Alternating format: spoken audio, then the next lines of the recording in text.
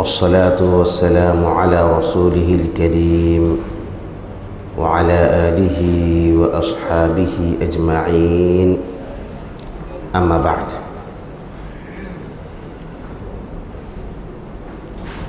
روزے کے حوالے سے اس کے احکام اور مسائل اس سے پہلے کے دروس کے اندر بیان کیے گئے تھے۔ روزے کے احکام و مسائل کے حوالے سے ہمیں اس بات کی جانکاری بھی ہونی چاہیے کہ روزہ کن کن چیزوں سے ٹوٹ جاتا ہے۔ تو سب سے پہلے تو یہ کہ جان بوجھ کر کھا پی لینے سے روزہ ٹوٹ جاتا ہے، اور اس سلسلے میں علماء کا اتفاق ہے کہ روزے کی حالت میں اگر کوئی جان بوجھ کر کے کھا پی لیتا ہے تو اس کا روزہ باطل ہو جاتا ہے۔ اگر کوئی ایسا کرتا ہے تو پھر اس پر قضا لازم ہے، روزے کے بعد ایک روزہ رکھنا ہوگا، اور ساتھ ہی ساتھ چونکہ جان بوجھ کر کے ایسا کیا ہے، اگر کسی مجبوری کے تحت ہو تو یہ الگ مسئلہ ہے، لیکن مجبوری نہ ہو تو پھر ایسے شخص پر توبہ بھی لازم ہے، کیونکہ اس نے روزہ کو جان بوجھ کر کے توڑ دیا ہے۔ کھانے پینے کے علاوہ اگر کوئی چیز کھانے پینے کی نہیں ہے اور کوئی شخص اپنے منہ کے راستے سے معدے تک پہنچا دیتا ہے تو علماء کا یہ کہنا ہے کہ اس سے بھی روزہ ٹوٹ جاتا ہے۔ یہ بھی کھانے پینے کے ضمن میں آتا ہے۔ تو اگر یہ شکل بھی اختیار کیا جائے، ہو سکتا ہے کھانے پینے کی چیز نہ ہو اور کسی نے نگل لیا تو پھر اس کا روزہ ٹوٹ جائے گا۔ جان بوجھ کر کے قے کرنے سے روزہ ٹوٹ جاتا ہے۔ ایک تو ہوتا ہے قے آ جانا، کچھ پریشانی ہو رہی ہے اس کی وجہ سے انسان کو قے آ جاتا ہے، یہ تو جان بوجھ کر نہیں ہوتا ہے، لیکن کبھی کبھار انسان جان بوجھ کر کے قے کر لیتا ہے۔ کوئی بھی مسئلہ ہو سکتا ہے، قے کرنے کی وجہ کوئی بھی ہو سکتی ہے۔ تو اللہ کے نبی صلی اللہ علیہ وسلم کی حدیث ہے صحیح سند کے ساتھ کہ جو جان بوجھ کر کے قے کرے تو پھر اس کا قضا ادا کرے، تو بعد میں اس روزے کی قضا ضروری ہے۔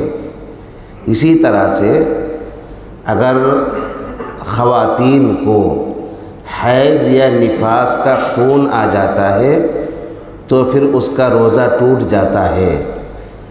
اس سے پہلے بھی یہ مسئلہ ناپاکی کے حوالے سے بیان کیا گیا تھا کہ اگر افطاری سے کچھ قبل، یہاں تک کہ 2-4 منٹ پہلے ہی یہ خون نظر آ جائے یا خون آنے لگے تو پھر ایسی صورت میں اس دن کا روزہ بھی ٹوٹ جاتا ہے، اور جتنے دن وہ حیض اور نفاس کی حالت میں ہوتی ہیں اتنے دن کی قضا عورتوں پر ضروری ہے۔ اس کے تعلق سے بھی عائشہ رضی اللہ تعالیٰ عنہ کی حدیث ہے کہ اللہ کے نبی صلی اللہ علیہ وسلم ہمیں حیض اور نفاس کی حالت میں نمازوں کے اعادہ کا حکم نہیں دیتے تھے، البتہ روزے کی قضا کا حکم دیتے تھے۔ تو حیض اور نفاس کی وجہ سے بھی روزہ ٹوٹ جاتا ہے۔ ایسے ہی اس مسئلے میں ایک چیز اور ہے، وہ یہ کہ منی کا خارج ہونا۔ اب اس سلسلے میں اگر کوئی اپنے بیوی کے ساتھ ہم بستری کرتا ہے، جماع کرتا ہے، تو پھر ایسی صورت میں اس کا روزہ ٹوٹ جاتا ہے، اور جماع کرنے کی وجہ سے اس پر کفارہ لازم آتا ہے۔ کفارہ کیا ہے؟ ایک غلام آزاد کرے، اگر اس کی استطاعت نہ ہو تو لگاتار پے در پہ 2 مہینے روزہ رکھے، اور اگر اس کی بھی استطاعت نہ ہو تو 60 مسکینوں کو کھانا کھلائے۔ ایک صحابی اللہ کے نبی صلی اللہ علیہ وسلم کے پاس آتے ہیں اور آپ صلی اللہ علیہ وسلم سے کہتے ہیں کہ ہلکت یا رسول اللہ، اے اللہ کے رسول میں ہلاک ہو گیا۔ تو آپ صلی اللہ علیہ وسلم نے پوچھا کس چیز نے تمہیں ہلاک کر دیا؟ تو کہا اس صحابی نے کہ میں نے روزے کی حالت میں اپنی بیوی کے ساتھ جمع کر لیا۔ تو اللہ کے نبی صلی اللہ علیہ وسلم نے کہا کہ ایک غلام آزاد کر دو۔ کہا کہ اللہ کے رسول اس کی استطاعت نہیں ہے۔ کہا کہ پے در پہ 2 مہینے تک روزہ رکھو۔ کہا کہ میری عمر تو ہو گئی ہے، میں 2 مہینے پے در پہ روزہ نہیں رکھ سکتا۔ تو کہا کہ ٹھیک ہے پھر 60 مسکینوں کو کھانا کھلا دو۔ تو کہا کہ میں تو غریب انسان ہوں، کہاں سے میں کھانا کھلاؤں؟ تو وہ شخص وہیں پر بیٹھا رہا۔ اتنے میں کچھ صدقے کا کھجور آیا تو اللہ کے نبی صلی اللہ علیہ وسلم نے کہا کہ یہ کھجور لے جاؤ اور مسکینوں کو کھلا دو۔ تو حدیث میں یہ بھی بات آتی ہے کہ اللہ کے نبی صلی اللہ علیہ وسلم مدینے میں مجھ سے زیادہ مسکین اور کوئی ہو سکتا ہے؟ تو آپ صلی اللہ علیہ وسلم نے کہا کہ ٹھیک ہے تم ہی جا کر کے کھا لو۔ تو یہ کفارہ کے طور پر اللہ کے نبی صلی اللہ علیہ وسلم نے کہا کہ تم پر یہ کفارہ لازم ہے۔ تو بیوی سے اگر کوئی جمع کر لے تو ایک تو روزہ ٹوٹ جاتا ہے، ساتھ ہی ساتھ کفارہ لازم آئے گا۔ کفارہ کے ساتھ ساتھ ایک بات اور ہے کہ جس دن اس نے جمع کیا اس ایک روزے کی قضا بھی دینی ہوگی۔ اگر کوئی کفارہ دے تو اس کے ساتھ ساتھ ایک روزے کی قضا بھی ضروری ہے، جیسے کہ علماء نے اس بات کی صراحت کی ہے۔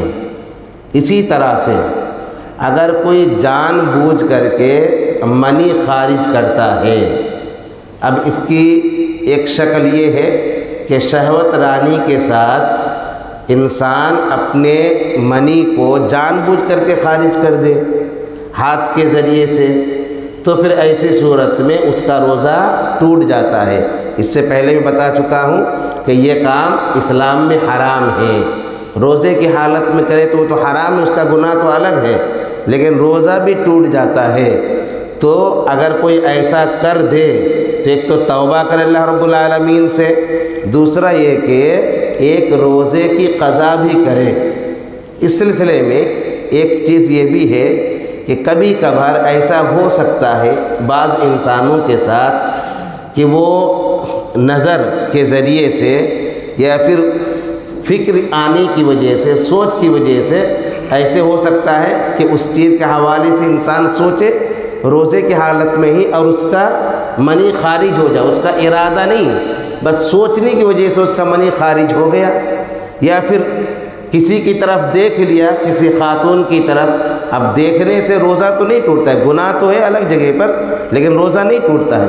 اب دیکھنے کی وجہ سے بھی اس کا اگر منی خارج ہو جائے تو ایسی صورت میں علماء نے یہ بات کہی ہے کہ روزہ نہیں ٹوٹے گا۔ اس کا حکم احتلام والے کا ہے، جس طرح سے انسان سویا رہے اور خواب دیکھنے کے بعد اس کا منی خارج ہو جائے، احتلام ہو جائے تو اس کا روزہ نہیں ٹوٹتا ہے۔ تو ایسے ہی چونکہ وہ شخص جان بوجھ کر کے ایسا نہیں کر رہا ہے، حالانکہ اس کا روزے کی حالت میں وہ چیز سوچنا یا پھر کسی خاتون کی طرف دیکھنا یہ الگ ایک مسئلہ ہے کہ یہ جائز نہیں ہے، لیکن اس کا حکم روزے کی حالت میں یہ ہے کہ اس سے روزہ نہیں ٹوٹتا ہے۔ تو یہ روزے کے تعلق سے بعض وہ چیزیں ہیں کہ ٹوٹ جاتے ہیں روزے۔ کچھ جدید مسائل بھی ہیں اس کے حوالے سے کہ روزہ ٹوٹتا ہے کہ نہیں ٹوٹتا ہے۔ کچھ علاج و معالجہ والا معاملہ ہے، انجیکشن کا معاملہ ہے، بعض دواؤں کا معاملہ ہے، یا پھر خون ٹیسٹ وغیرہ کا معاملہ ہے۔ تو تفصیلی گفتگو انشاءاللہ کل کے درس کے اندر اس حوالے سے کی جائے گی۔ اللہ سے دعا کی جاتی ہے کہ اللہ رب العالمین ہمیں نبی صلی اللہ علیہ وسلم کی سنت کے مطابق ہر عمل کرنے کی توفیق عطا فرمائے۔ آمین۔ وآخر دعوانا ان الحمد للہ رب العالمین۔